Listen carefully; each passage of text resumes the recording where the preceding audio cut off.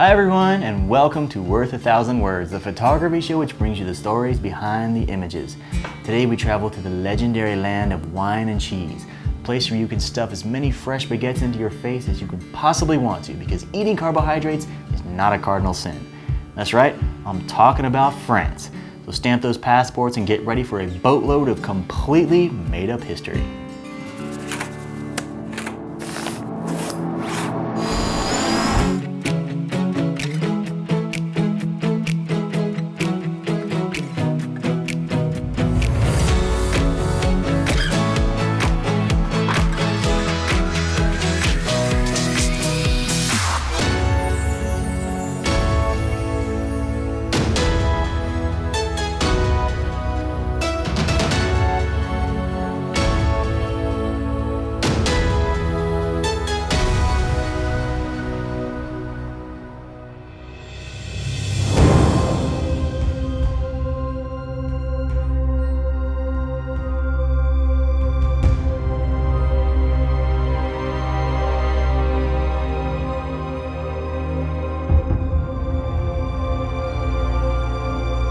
The first rule of France Club is, you do not miss Mont Saint Michel.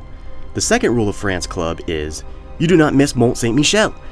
Perched on top of a rocky island in the English Channel tide plain, this legendary fortification spends half its days surrounded by land, and the other half surrounded by water.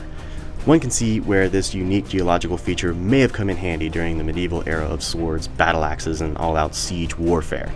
Fast forward to modern times, and the only thing Mont Saint Michel is besieged by are hungry tourists looking to capture a bit of the magic which makes this place such a world-class destination. Should you ever have the opportunity to visit, the Abbey affords a wonderful bit of adventure. Hiking through the winding stone staircases of this compact little microcity is loads of fun. Given the limited space, these ancient structures are built in a vertical orientation, rising higher and higher like a 3D jigsaw puzzle of hidden passages as you work your way towards the Abbey at the summit. The church itself is an absolute marvel of engineering. The ancient halls twist through a labyrinth of corridors, sacred meditation rooms, dining halls, and structural support columns.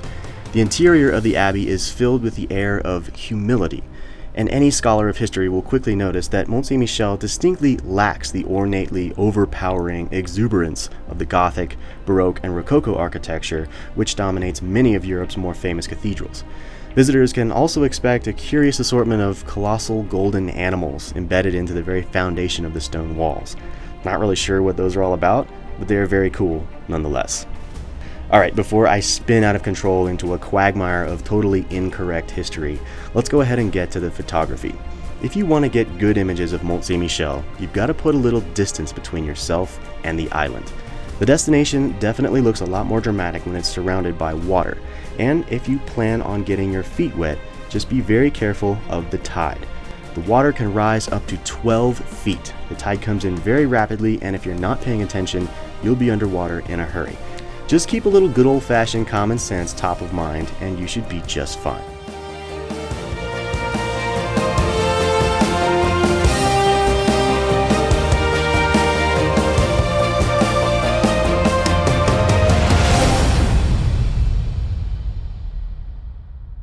Naturally, like most landscape photography destinations, Magic Hour is not to be missed. As the sun sets over northern France, this legendary location transforms into something straight out of a fairy tale, moving inexorably into epic, Hall of Fame portfolio status.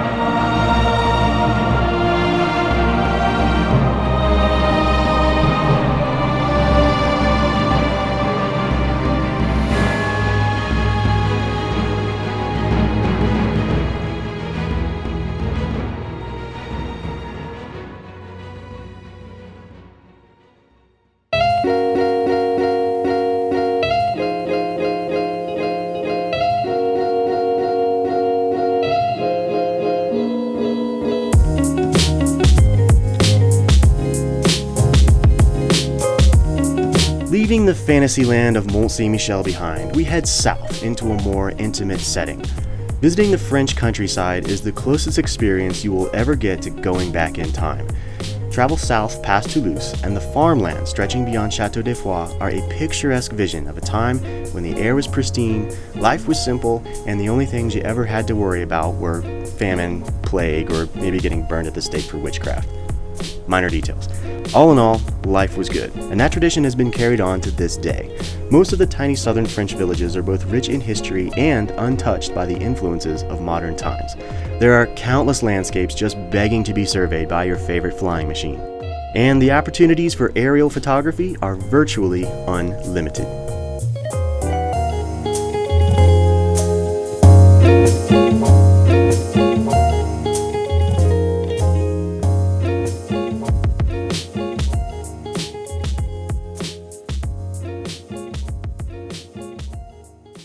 All right, here we are. You've made it halfway through. Thank you for not falling asleep.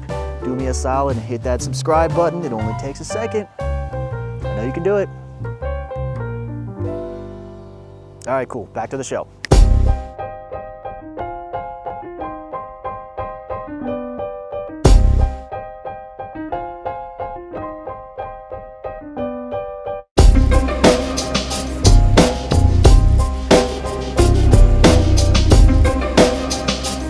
The architecture is timeless, the landmarks are legendary, and the Parisians are, well, French. There is definitely no shortage of epic things to aim your camera at in this city. However, if we're being honest, any photographer who visits Paris needs to be prepared for one fundamental challenge: tourists.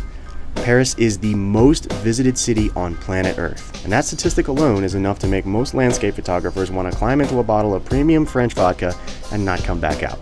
You can forget having anything to yourself, because all of the world-famous statues, towers, and churches are surrounded by swarming cars and selfie-snapping tourists.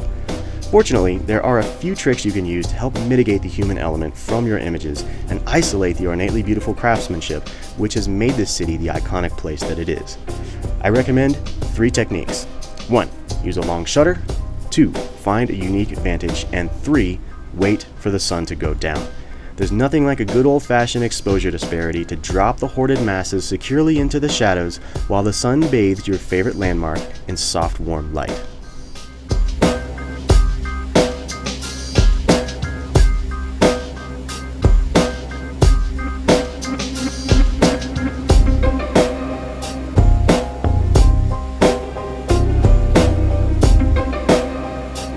As evening settles over the horizon, the City of Light takes on a whole new life, transforming into a glittering world of pristine scenery that was practically made for the camera. Evenings in Paris are the perfect time to break open a bottle of wine, stake out your favorite location, and take home your own little personal piece of history.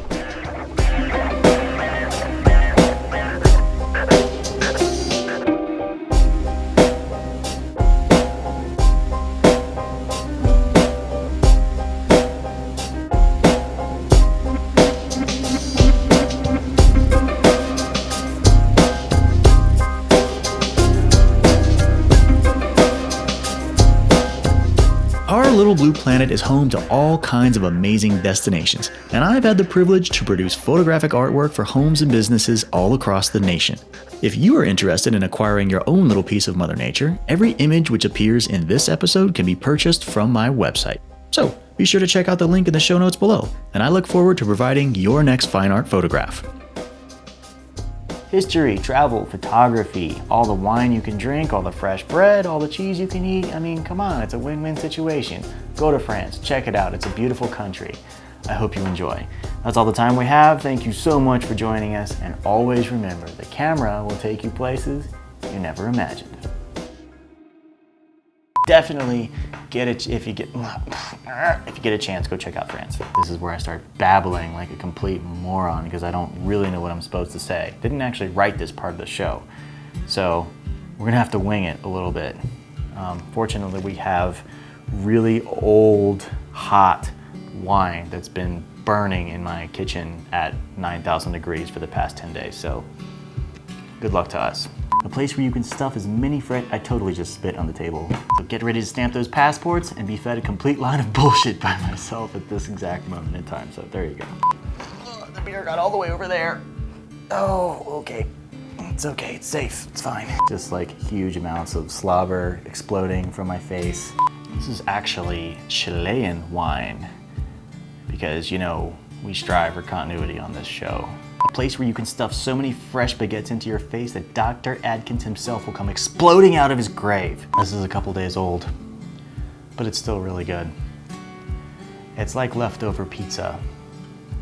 Even bad pizza is good pizza. Oh man, really? Can we get another? Cheers.